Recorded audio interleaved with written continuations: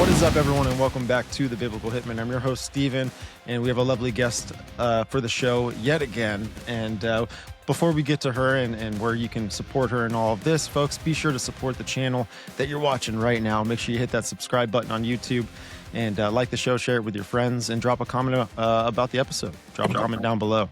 And you can also support the show on audio platforms, Apple Podcasts, Spreaker, Spotify, wherever you can consume your podcast content. That's where the show is. But with all that aside, Fringe, thank you for coming on and joining me. Steven, thank you so much. I appreciate being here.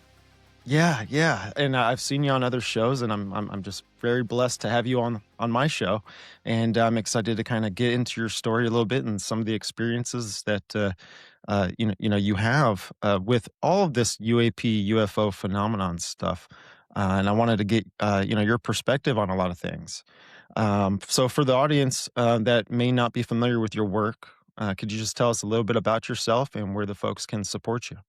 Sure. I like to kind of just start out by saying, well, first of all, thank you very much to your audience just for even listening to the things I have to say today, and just for listening to these types of fringe topics, that seem like they're way out there, things that we don't normally really entertain or think about as regular normal people just trying to pay our bills, jobs, getting kids to school. I am most on Twitter at fringe.com on Twitter. That's where you can find me. If you have a question, you need to answer, you need some support, anything like that, you can find me on Twitter. I do go by Fringe. It's just obviously just a nickname. I'm still trying to keep my I'm trying to stay anonymous still. I've been in the community about 3 years. I found ufology about 3 years ago. And I just try to stay mostly anonymous just for my own safety and for the safety of my family, etc. So I am 57 years old. I am retired from a major metropolitan police department.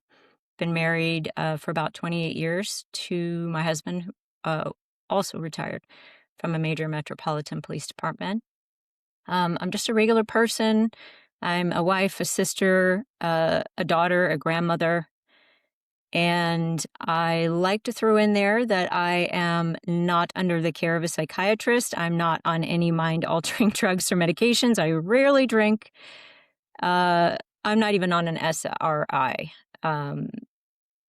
Yet I'm here to talk about this thing we call the alien abduction phenomenon. So I'm not a journalist. I'm not a ufologist. I'm not even a researcher per se. I'm just a person who has had entirely too much contact with what we refer to now as the phenomenon, just in general. So I appreciate being here today. Appreciate your audience just listening with an open mind. And thank you very much. Yeah, well, that's awesome. I didn't know you had a background in law enforcement. I'm in the EMS fire stuff. I've been doing that for like 10 years, but a lot of respect to people out there that definitely put their lives on the line just to serve the public.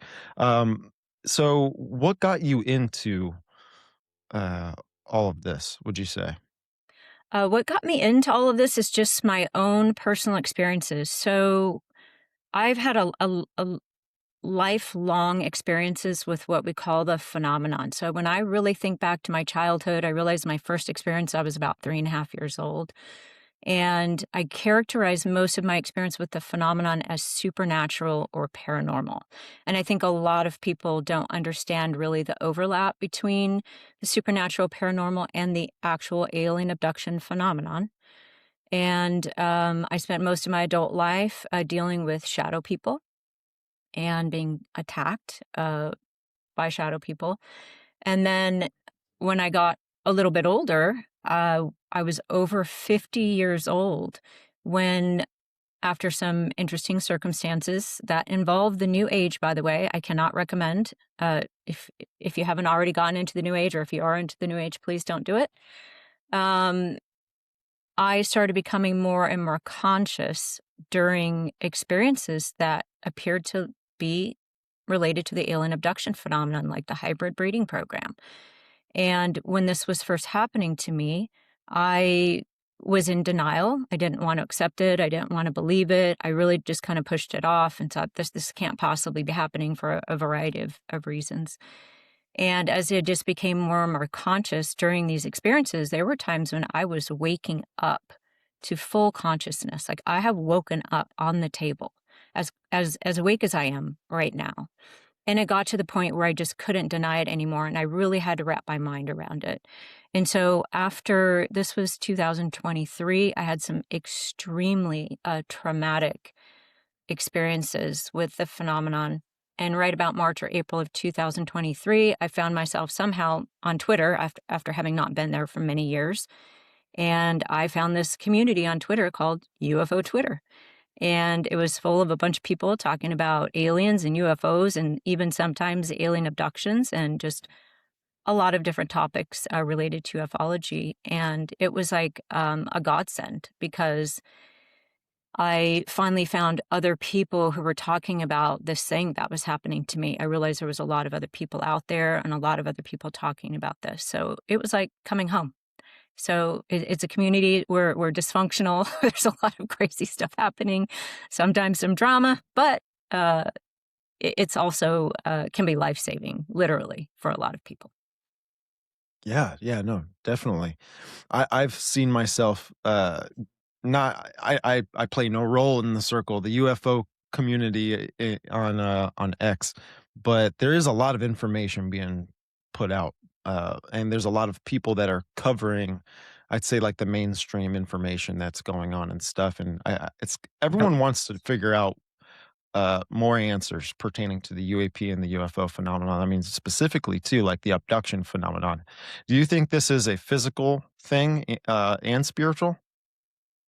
I do. So I think it's both. I think that I think there's a lot of mystery there. So I hear a lot of people say, oh, it's 100% physical. Like people put all their eggs in that basket. And I hear other people, especially Christians, tend to say, no, this is all spiritual. And they put all their eggs in that basket. And I not only do I think it's both, I think it's a mystery and both. So I don't think it's 100% physical or 100% spiritual. I think there's a lot of overlap there. And I think there's a lot of technology being used and a lot of advanced physics being used that we don't quite understand. And so I think it's an and both. I think it's, I've spent a lot of time trying to answer this question, and it's a mystery. I can't put all of my eggs in either one of those baskets. It's definitely both, but it's both in a very strange way that I don't think we quite understand yet. Right. Do you think that there's a spirituality that's carried behind all of this as well? Well, that depends. So there's definitely a spirituality for me. There was a huge spiritual component for my abductions. And I've now talked to a lot of other abductees who will say the same thing, but that's not the case for everyone. There are a lot of abductees who are just taken, their biological genetic material is taken, and they go through the process on the ships. And, they might learn a lesson or two, be given a cataclysmic dream, and then they're returned. And then remember, a lot of us aren't even remembering what's actually happening when we're in that alien environment. There's a lot of mind control, a lot of perception control about what's happening in that environment. And so a lot of abductees will just say, hey, I was taken on the ship by my star mother, and, I'm a starseed and I'm here to save humanity. And then they're returned, and that's it. A lot of abductees don't actually get to see what's happening behind the scenes. So the answer, again, it's both. So for me and many others, there is a big spiritual component. And then for some people, there's none at all. The lady is involved in all of this. What are your thoughts with the lady, and have you had any experiences with that part of the phenomenon? Unfortunately, yes, I have had quite a bit of experience of my own personal experience with this female, archetype, this entity that people refer to as the lady. You have Chris Bledsoe referring to her as Sophia, Hathor, Isis, Demeter, all these many names, Fatima, Mother Mary. according to Bledsoe, the lady has taken credit for and actually assigned all of these names to herself. So she is actually claiming all of these names and claiming to be the same entity throughout just generations and ages and different iterations of herself. My experience with this archetype, and whether it's the same entity or not, I will never know.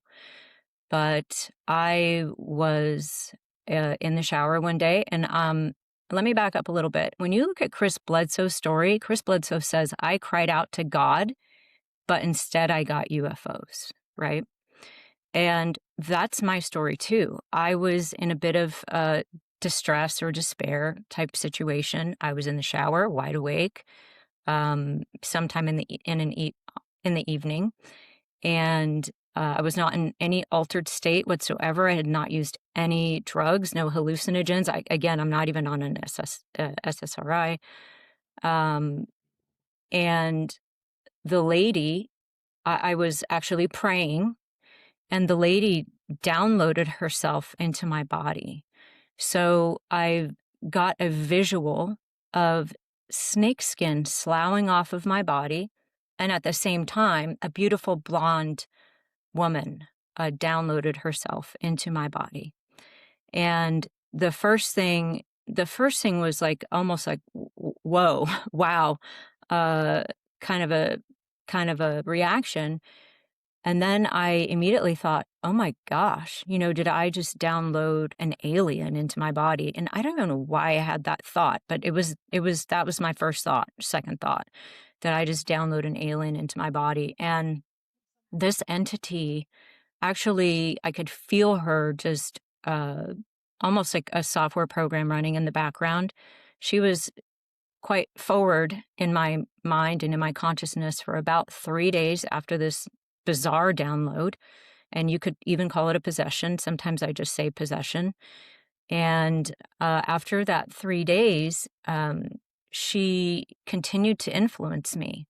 And part of this influence was trying to lead me down a spiritual path of Luciferianism, Gnosticism, and trying to change my religion. So at the time, I was a Christian, and this entity, and there were many other factors as well, this entity tried to get me to become Luciferian.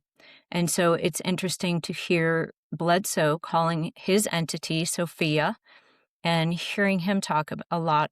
He's bringing up a lot of Gnosticism and Gnostic principles that he brings forward when he talks about his contact with her. So is it the same entity? I don't know. I think the agenda is the same either way. Whoever this divine feminine entity is, she is not the Holy Spirit. I think of her as even somewhat reptilian. She has a lot of reptilian qualities to me. In my own experience, I shed a snake skin, and then she downloaded into my body, which is really interesting. I've also had a couple other experiences with her as well, and I think she's reptilian. At least the one I'm dealing with is. Now, fast forward a couple of years, and I end up going to an exorcism over this entity to get rid of her. So I cannot recommend, do not recommend any contact with the lady. I don't recommend listening to a word she has to say. It's all deception, manipulation. And many, many people in the UFO community have seen at least a representation of whoever this entity is, and have had different experiences with her. It's my personal opinion that she is hostile to humans, hostile to the Most High God, and I absolutely cannot recommend staying in contact with her for any reason at all. Yeah, so you mentioned that she showed in some way maybe characteristics to get you to evaluate what it is she was presenting as Luciferian. What made you think, the Luciferianism part of it? Oh, just everything. So this is a really, really long story. Actually did my own just 1-hour video on this story. It's a really long story. So I started out most of my life I spent as a pretty hardcore Calvinist Christian. But at the same time, when I realized what was happening to me regarding the alien abduction phenomenon, I thought I was dealing with aliens from outer space. I thought they were extraterrestrial. I didn't think they were demonic. I didn't think they had anything to do with anything spiritual or religion or anything like that. So a lot of times people, when they hear my story, they think, well, you're a Christian, so of course you think this is malevolent or deceptive or demonic. And that's just not true. So yes, I am a Christian and was a Christian at the time, but when I came face to face with this phenomenon for the first few years of at least being consciously aware of what was going on, I truly thought these were our space brothers from outer space, maybe trying to save their own DNA. When I really realized that there was some really weird thing going on with what we call the hybrid breeding program, I thought that it was, they were maybe trying to upgrade us or upgrade themselves or maybe a little bit of both. And ultimately, I came to realize, and partially through the lady, but I was also getting a lot of lessons, a lot of downloads. I was being abducted quite frequently. And the entire picture, not just the lady, but this was an entire indoctrination campaign against Christianity. And so I'm going to use the words Luciferian and Gnosticism and New Age just very loosely. But the big picture was anything other than biblical Christianity, anything other than Christ is God in the flesh, the Son of the living God, actually walked on earth. Anything except for what the Bible actually says, not what we think it says, but what it actually says. It was anything other than that. And I found that shocking because I thought these were aliens from outer space when this first started happening. And so when this big picture came together, and it's difficult to articulate, but when this big picture came together and I realized that they were trying to influence me on a spiritual level, at the very same time, I realized, and this is something Christians have a difficult time with, I realized they were transferring my soul out of my body. I realized that they were trying to reverse engineer the human soul, which again is a whole very uncomfortable topic for Christians. The whole thing kind of came together. And when I realized what was happening and that I was being steered in this direction, I actually made a conscious decision. I realized that they were lying and manipulating me, and that took a very long time, an embarrassingly long time. Excuse me. But once I realized that they were lying and manipulating me, and I had to make a decision. I know this sounds odd, but I had to make a decision to either follow her and this indoctrination program or to reject it. And I rejected it. And the very next day after rejecting this program, I actually wake up on a table with my guts filleted open. Again, I know this, I say this too much probably. I know how it sounds. And so I don't necessarily expect people to believe everything I have to say. And it's not even required for me to tell the story. I just ask people to keep an open mind. So I'm led down this road of Luciferianism. I reject the road of Luciferianism and wake up the very next day on a table, guts filleted open. And I know, and it's made known to me, that this is the consequence for my decision. And then that turns into several other stories and ultimately ends up in a whole other story where I'm actually, they're threatening me with termination. And that actually happened a few times too. So in my case, this was a very significant indoctrination program when it came to religion. That is not always the case for all abductees. It was the case for me. And to answer your original question, how did I know, or what was my first clue? The story is really too big to tell in just a few minutes. It was a full indoctrination program against anything and everything other than biblical Christianity. Do you see that program being like the the new religion of the world, right? Like if you were to think of New World Order, you know, think of that, but from a spiritual perspective, that a new religion, Mystery Babylon. Right, a new religion. So apparently it's actually an old religion.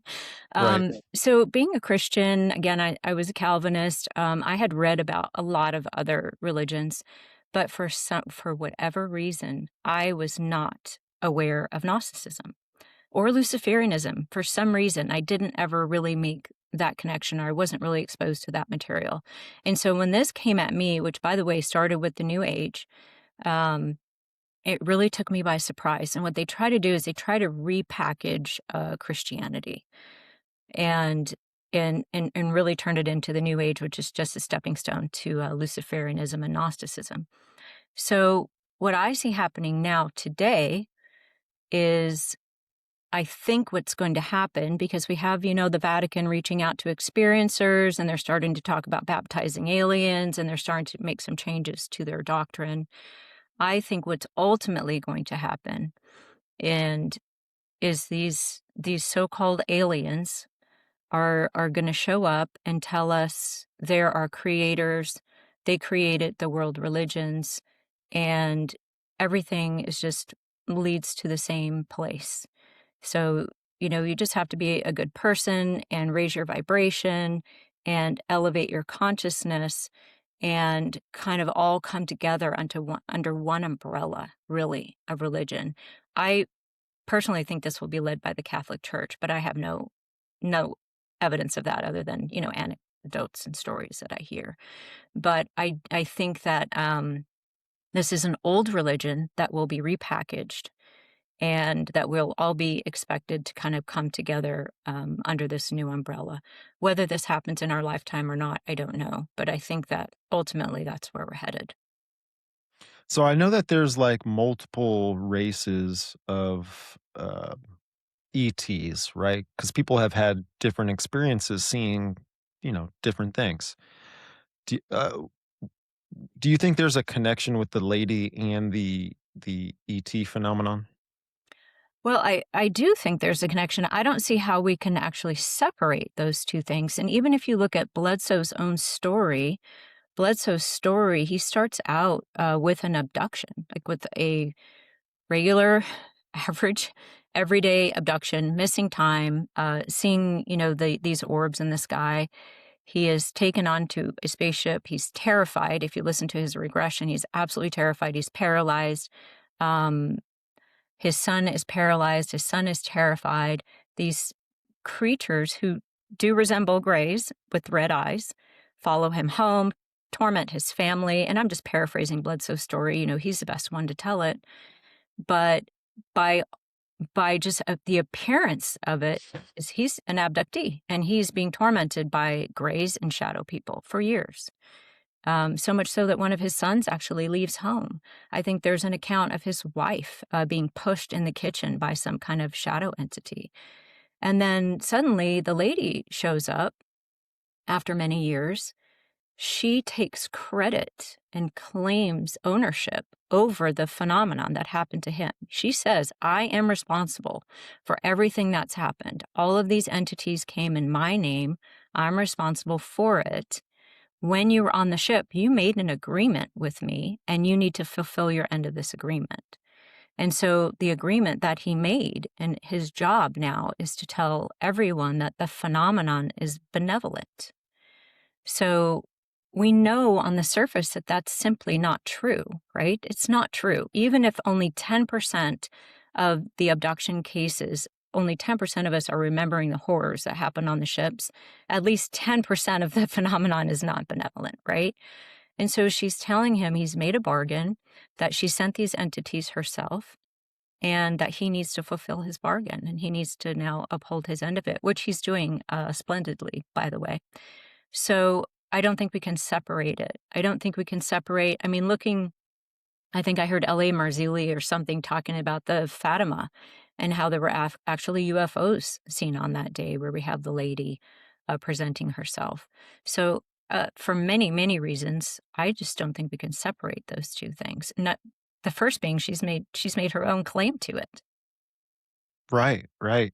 When I first started my journey, kind of investigating all of this, I came across the Raelian cult, right? By Rael. This is a guy, who had an abduction experience in France.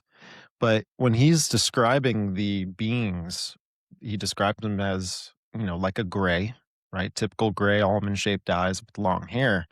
But one thing that pulled me into the divine feminine connection of all this was he described them to be so feminine that the women on earth look like 10% of their capacity of femininity. And so I was like, what is that? There's a divine feminine connection with these things. And it could change throughout different experiences and stories and stuff. But now seeing that, Bledsoe is an advocate for the lady, there's even more advocates coming out about the lady, Jake Barber, and then also, J2, with, psionic assets that are out there that are working with this conscious connection with UAPs. They've experienced the lady too, and there's a lot of other overlaying beliefs that maybe had with each individual, right? That has encountered the lady in Scientology and Gnosticism and, uh, the Urantia book. All of this, all kind of discusses uh, in some sort of way, like the fall of Sophia, or that Sophia is a part of creation. Right. And Bledsoe's presenting her as the Holy Spirit. So that's very concerning. We're talking about this possibility of a one world religion coming uh, to fruition someday. I look at the book of Revelation and understand, in my personal opinion, that's all going to happen someday, whether it's in our lifetime or not, I don't know. But I do wonder if the lady will be part of that. I wonder if she will present herself someday, not just to Bledsoe, but to humanity as the Holy Spirit, as the second coming of Christ, as some type of an Antichrist figure. I do think she could be involved in that. Yeah, I just covered. I did a live the other day, and I talked about the God of Forces in Daniel chapter 11, towards the bottom. I think believe it's verse 38, but it talks about it's talking about like the figure of the Antichrist, and that he there's some sort of communion that happens between the Antichrist and what is said in Daniel as the God of Forces. And so I started to look into what is the God of Forces, because initially my first thought of it was, yeah, it's you know typical Lucifer working through the airwaves, forces. But what forces actually means is fortification. And the ancient God passed back through all the cultures and uh, all the iconographies. The God of Forces is a direct reference to the divine feminine. And Oh, so I didn't know that. yeah, like if you look into Rhea, right, or the Phrygian Cybele or Cybele, there's a mother goddess that always goes back to the symbolism of lions at her side with a crown. And the crown is actually the fortification that's around the city, and that's what the crown was to represent. The walls, right? And then when you look at Israel and you look at the Wailing Wall, they believe that it's the spirit, it's the feminine aspect of God known as Shekinah to be dwelling in the walls. The Ishtar Gate, for example, right? Another one that's Babylonian. They believed that this divine feminine God that they worshipped was to provide protection over them. This is interesting. It is really interesting. I was speaking with Tony Merkel not too long ago, and he was putting it together that he started believing the golden calf was actually a representation of Hathor, and that's who the Israelites were worshiping, which is interesting. And then you have people like Rebecca Greenwood. She wrote Dethroning the Queen of Heaven, and she also believes that this entity might end up coming forward as a representation of the Antichrist in some way. So I think it's something to watch. I think it's so here's the thing. Abductees and experiencers were always coming out with these prophecies, right? The end of the world is coming. The aliens are going to come save us, from some cataclysm. There's going to be a pole shift, which, by the way, I think we might be facing an actual pole shift. But we come out with all of these prophecies, and so many times these prophecies, they just come and go. They never happen. They never come true. And most often, that's how it goes. But being a Christian and reading Revelation and understanding some of these things might have already come to pass, but that history also tends to repeat itself, especially in the Bible. I think we're going to be faced with this someday. Again, I don't make any predictions or prophecies. I don't know if it will be in our lifetime, but I think it's something to be aware of. There's this idea that the aliens are going to present themselves as our saviors, perhaps, in the face of a cataclysm or some kind of World War III or some kind of nuclear exchange, that the aliens will show up, and this could include the lady, by the way, will show up. Well, Bledsoe actually says that she's showing up to usher in 1,000 years of world peace. So there you have it. She's actually claiming to be the Antichrist. And they'll present us, with technology and maybe a cure for cancer, and tell us we're a bunch of stupid apes who can't stay away from nuclear weapons and fighting and hating each other. And they're going to come be our saviors. And so I do think this is coming. I think it will happen someday. I think it could include some figure like the lady. And I think it's something that we need to be aware of. So we don't need to spend every day worried that somebody's fake prophecy is going to come true. But as Christians, if we believe in the Bible, we know that someday this will happen. So is it going to happen now? Is it coming? We're in 2026 right now. Like Bledsoe's prophecy has to come true this year or bust. Mm-hmm. But we also have all of these prophecies about 2027, 2033.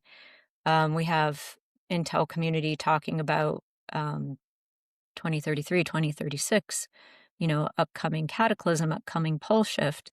So is any of it going to actually happen? I don't know.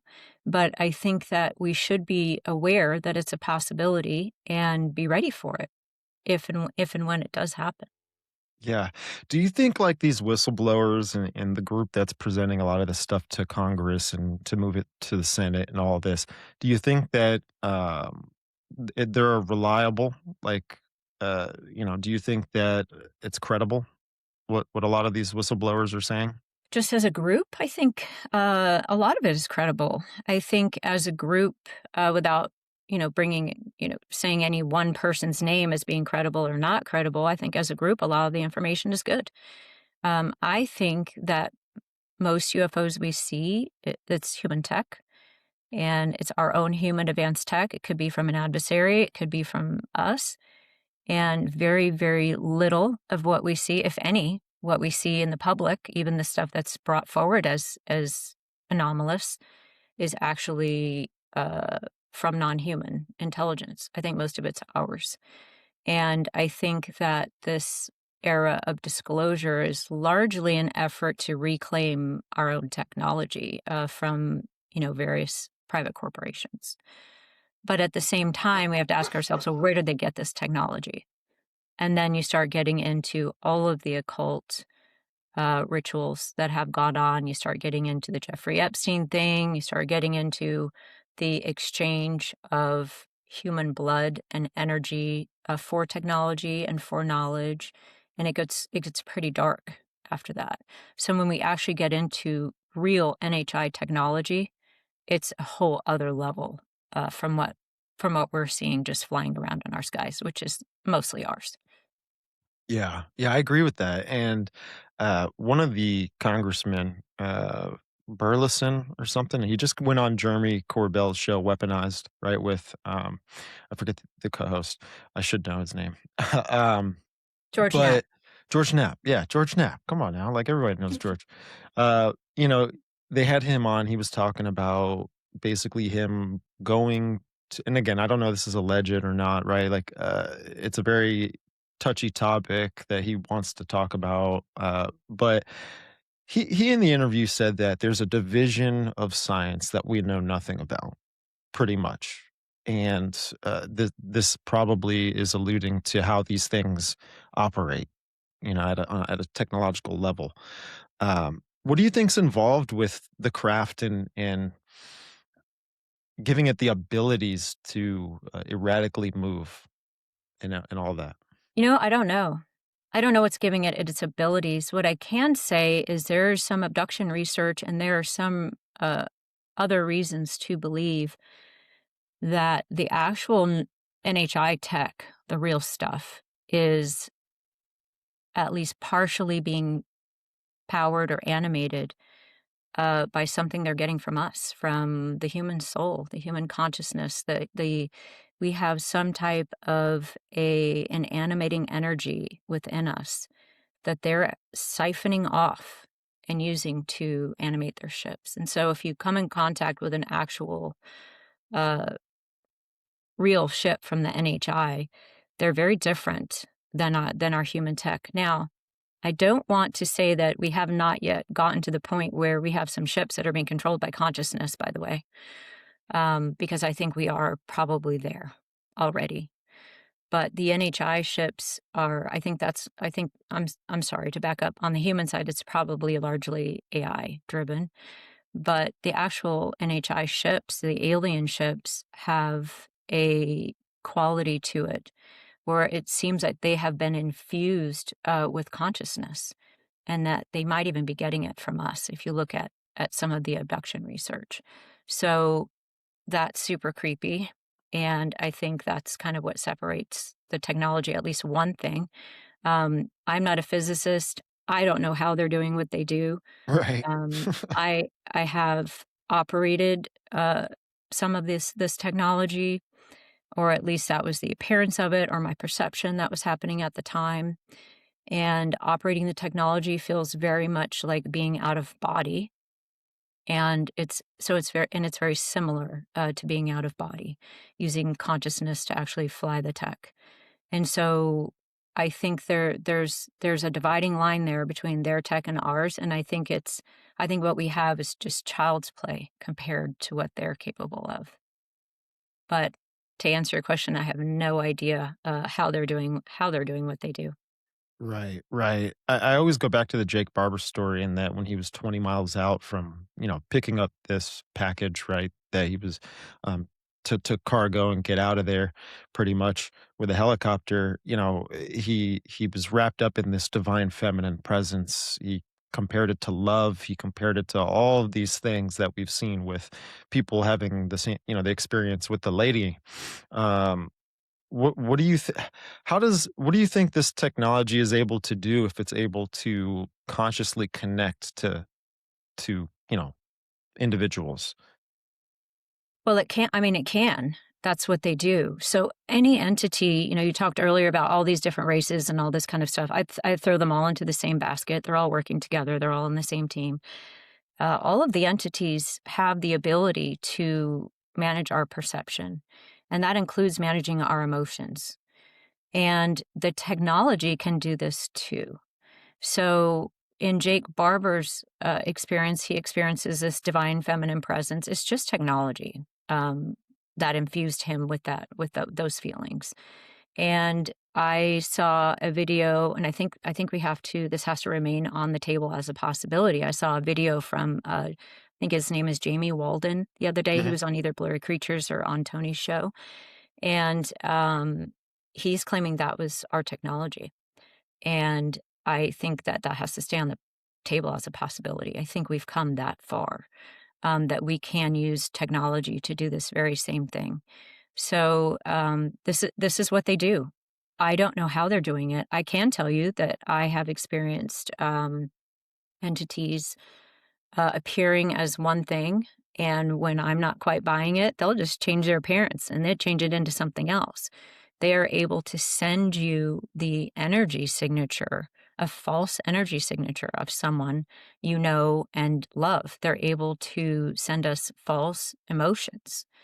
So they're able to manipulate and deceive us in many ways. And whether it's the entities themselves or their technology, and unfortunately, the technology we have also developed, that it's just something they're able to do. I don't know how they're doing it. Most of it seems to be, I mean, when I watch the entities change, a lot of it just seems to be a projection. Like they're not actually shape shifting. They just appear to be, they're just changing their appearance in our own minds. So their Mm. actual appearance isn't changing. They're able to affect our minds and what we're seeing. But don't ask me how they're doing it. I have no Yeah. idea. It seems like a part of what's going on is to condition mankind, that this is all based off of consciousness, because then if you become one with the source, then you'll be able to probably do number one anything you imagine to do. You could probably like defeat death, right? Like if a part of disclosure is these entities coming back, they would present themselves as saviors and they would try to guide us, right? Along the path that maybe they claim they went through to get to where they're at. And maybe there's a overlaying Gnostic religion behind all of this, where if you connect yourself or become one with Sophia, and it could be done through technology, right, or appear that way, uh, then we're all kind of plugged into a hive mind system, a brand new Babylon, the Tower of Babel bringing heaven to earth, or maybe earth going up to meet up in the heavens. Either or, uh, there's going to be some sort of connection with the heavens and here, and maybe that's something to look forward to with disclosure. Um, It yeah. could be. It could be. That's an interesting idea. I mean, there's definitely an AI technology component to this. I think they're looking for us eventually, for some transhumanism there. They themselves live in a very hive-minded environment, a very totalitarian environment, very new world order type of thing, which is interesting. I think that there's a possibility we'll be offered to upload our consciousness someday into, some type of cloud and live forever. They do offer immortality. They seem to offer immortality or lengthened lifespans to their hybrids for loyalty. So they kind of exchange immortality for loyalty. There's a whole lot of really weird stuff going on in their society that does mimic the whole New World Order conspiracy. They kind of go hand in hand. Yeah, and you mentioned something that I think Epstein was trying to get involved in, and that's transferring consciousness. And um, when I look into the Raelian cult, well, this is what the Elohim told Rael to try and do to live forever. This is how the Elohim live forever, because it's more of like a objective based science religion. Uh, yeah, with the idea of like creationism and all of that thrown out the table, which would probably be like what we were talking about earlier. When these Elohim come back of some sort, they're going to tell us that they're our creators and they're the scientists. We're the experiment. You know. Right, I think they will, and, that is exactly how they live forever. They just use a bunch of different bodies, they use a lot of bodies as avatars, and they just transfer their own consciousness, in and out of different bodies, and they can go for a very long time, and I do think that they will probably offer at least some of us, this reward for helping them to usher in their new religion, whatever that ends up looking like. If they ever actually do show their faces, we'll see. They claim they're going to, but we can't trust anything they have to say at this point. So it's anybody's guess. Yeah. So what are your thoughts with the meat suit idea? I've heard this from L.A. Marzulli, right? He kind of gets into this and talks about this. Yeah, I heard him say that yesterday on Tony's show. I agree to some extent. I don't think there's a demon inhabiting every gray body, but I do think that demons. So if we're going to define demons as this is disembodied spirits of the Nephilim, they are always looking for bodies. They look for human bodies. They can possess an animal.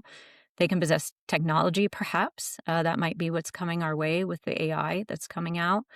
And they can possess bodies. And so, yes, I think they can use grays and other so called aliens as avatars.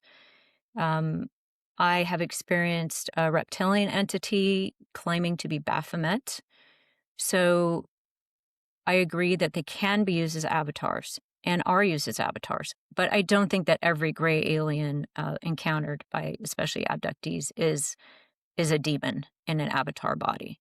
I think a lot of them are just, some of them do appear to be very hive-minded, hooked up to some kind of an AI system, maybe. They're very just, some of them are just very no nonsense getting their jobs done, and they don't seem to have any demonic energy whatsoever.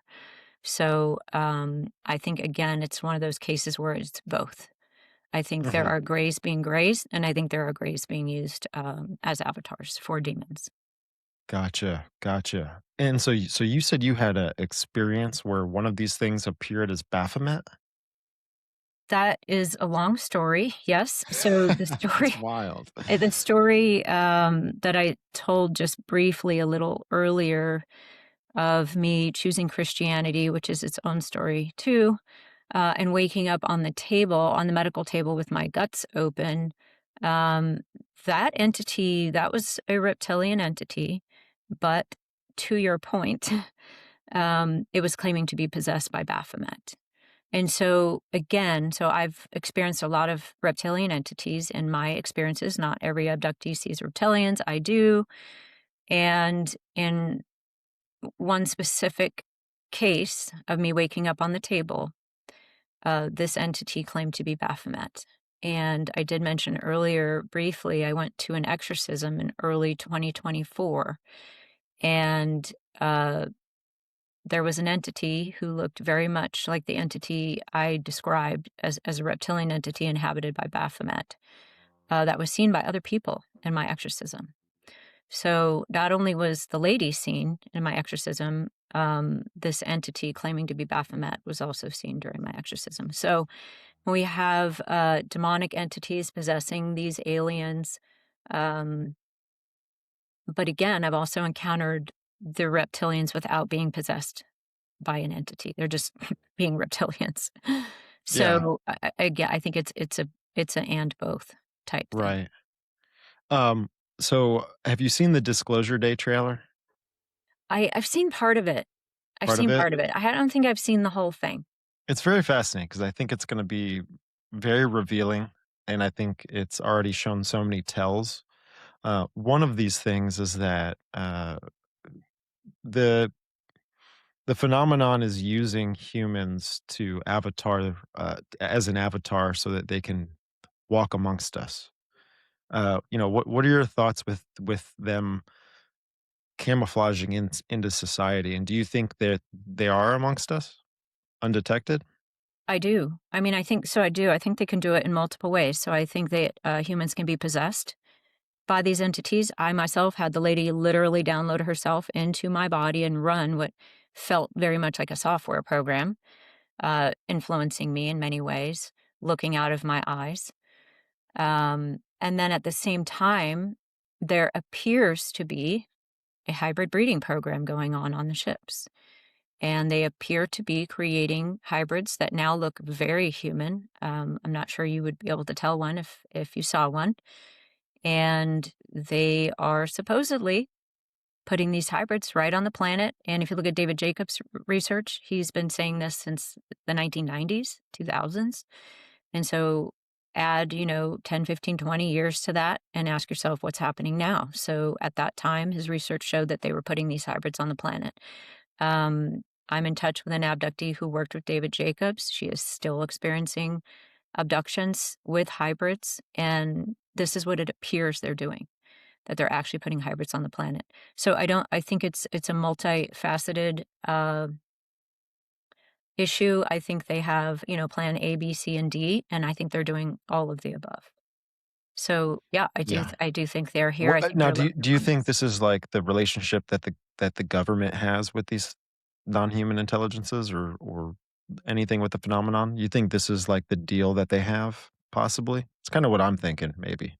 What do you mean by the deal they have? You mean like the lore that Like we if there's a exchange relation, technology for like if there's abductions? a and I just the trailer makes me think of this, but there's like this hidden part of government that's actually operating the same technology that the aliens are using to control other people's consciousness, like an avatar.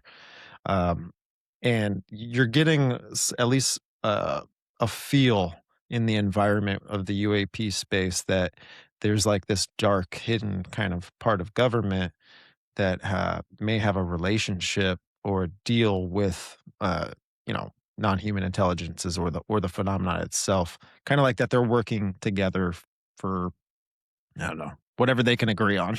Right. And for me, I don't think there's any question of that. I mean, I've had my own experiences regarding that. It's all throughout the abduction research. We have people like Jason Sands coming forward saying that he had knowledge of us working side by side with these entities. I think this it goes pretty deep, and there are times now when um, I don't even care anymore. So when it comes to my own personal experiences, there's so much overlap between my own experiences with, is it the aliens? Is it humans? Is it them? Is it both of them working together side by side? It's all of the above, and it doesn't matter to me anymore. But to answer your question, absolutely yes. I think that even looking at Ray Boucher's work or the information he got from the DoD employees, we had our own Defense Department allegedly engaging in occult rituals and assassinations using psionic assets. So they're summoning the demons. They're trying to harness the power. They're making a lot of deals behind the scenes. And again, this falls into that crazy, outrageous category. Like, what do you mean our Department of Defense is making deals with the devil? And that they're literally doing it. Again, most of this is anecdotal, but it's coming from too many places just to ignore. It's something that has to stay on the table. I myself have some very MK Ultra type experiences. This entity, who's a reptilian, who also calls himself Baphomet, is closely related with another reptilian entity I've had experiences with, and I'm being called by a number during those experiences, and that's very human program. So, looking at MK Ultra programs, people are often assigned a number in those programs, and so for me, there's so much overlap. Again, it's an and both situation where I think we have aliens, so-called aliens, engaged in their programs and their agenda. We have humans engaged in human programs and their agenda. And we also have aliens and humans working side by side towards some common goal. What's the common goal is the question. Right, right. Wow. Well, hey, listen, I figure we're getting to almost an hour, and we can figure out a little place to land here. Uh, our initial descent, but this has been a very fascinating conversation, and a lot of the things that you've talked with me so far has given me a lot of confirmation with some of my research and digging into this stuff. Um, is there anything that you could that you would wanna share with the audience, just about everything in general that we talked about and, just as Christians, you know, what direction, mentally and physically should we kinda go towards, with all of this happening in our world? Wow, that's a big one. So I think as Christians, number one, my advice is God is not trying to be a dream killer when he tells us not to get involved in New Age practices and, divination and all this kind of stuff that is forbidden to us. There's a reason for it. I started out as a super Christian Calvinist, and I'm telling you right now, if I can be lured into the New Age, anybody can. That's not from a place of ego. It's just a practical um, way to look at things. They can kind of get us anywhere we're at. And so I think these aliens, more and more, are going to be hitting us with a new age, Luciferian Gnosticism, this new religion, an old religion, repackaged for new. Um, and so my advice is don't get involved in any New Age practices. Uh, Read your Bible, stay in the Word, um, pray a lot, and just keep an open mind. Keep an open mind. People like me coming out and saying, hey, the aliens are transferring my soul. I get attacked by Christians who say that's not possible. That's not true. That's not possible. You must be worshiping the devil. You must not be a Christian. You must not be saved if they're doing that to you. And that's just simply not true. There are Christian abductees all over the world who are being attacked by other Christians who cannot wrap their minds around the possibility that the aliens have technology to take our souls out of our bodies. Um, so don't be lured in by the New Age. Stay away from any religion that's telling you, hey, it's all the same thing. You know, we're all going to the same place. Jesus was just a alien hybrid. Jesus was just an ascended master. He was just a prophet. You know, all the kind of stuff that all of the alien religion stuff that's going to possibly come out even more than it already has. I think so. I don't really concern myself too much anymore. When I first came to ufology about 3 years ago, I used to care whether Christians thought that aliens were demons, because aliens are not demons. Again, we talked about, I do believe they can be inhabited by demons. I do believe they're on the same team. I believe aliens themselves were actually created in order to interfere with us in our 3D physical life as kind of an in-between creature, in between the spiritual realm, so-called spiritual realm, and the physical realm. Um, and I used to care about the semantics. I used to care about aliens are demons, demons are aliens, whatever that is. I used to care about whether angels could physically take a body, whether the Nephilim were fallen angels, or whether demons are the souls of the Nephilim. You know, all of those things I used to kind of care about. And I just don't care about those things anymore because it doesn't matter. None of that stuff matters. What matters is this is literally a cosmic battle for the human soul. There is the light side and there is the dark side. And all of the powers of darkness will do anything and everything they can do to get you away from God. And when I say God, I mean Yahweh and I mean Christ. Because they're going to try to tell you that Christ, that Christ's father was not really Yahweh, and Yahweh is the bad guy. All these things that they're going to come at us with, they came at me with. And so just stick to biblical Christianity is really all I can say to Christians. But keep an open mind to the rest of this stuff that's going on and the technology that these entities have. Very well said. That was a beautiful bow that you tied on all of this at the end here. This has been again, a really awesome interview, and hopefully we can have many more of these in the future. And I would like to, maybe even do get you on for a live or something, Sure. because the live audience is a lot of fun, and we always have a really cool crowd watching. There's always a And bigger audience live too, especially if I can hit the live oh yes, on my own yes. account. Yeah. Yeah. Well, hey, this was our first episode together, Yeah, it and was and great. it was awesome. Thank you for the wonderful experience. Where can the audience support you and all of that stuff? Yeah, Twitter X, and my handle is fringe.com on Twitter X. And I answer DMs. You know, there's people, I talk about these topics because I can, because I don't have a lot to lose. I'm not going to lose my spouse or my job or custody of my kids or anything like that. But there are a lot of people who can't talk about these things, abductees especially, can't even talk to their spouse about what's happening with them. I answer DMs. Just hit me up on Twitter, and we have a whole community of people who are there to support us. So that's where you Awesome. can find me. All right. Well, thank you so much. Blessings to you. Enjoy your week. And I'm excited to connect with you again soon. But that's Fringe, everybody. Be sure to go ahead and support her, where she, has her platforms and all that stuff. But we're going to move over right into the next segment. But thank you again. Right, Biblical Hitman debrief. Fringe, thank you for coming on the show. It was a pleasure speaking with you for the first time, and I feel like we could bounce this topic back and forth with each other for as long as we can go. There's so much information wrapped up in the UFO phenomenon, And it's multiple layers. You got to really peel back one layer to get to the other, or for the other to make some sort of sense. And really, she made a really good point. And just sometimes with all of this stuff, just get back to the basics, get back to the things that really matter. That's the gospel of Jesus Christ. That's faith.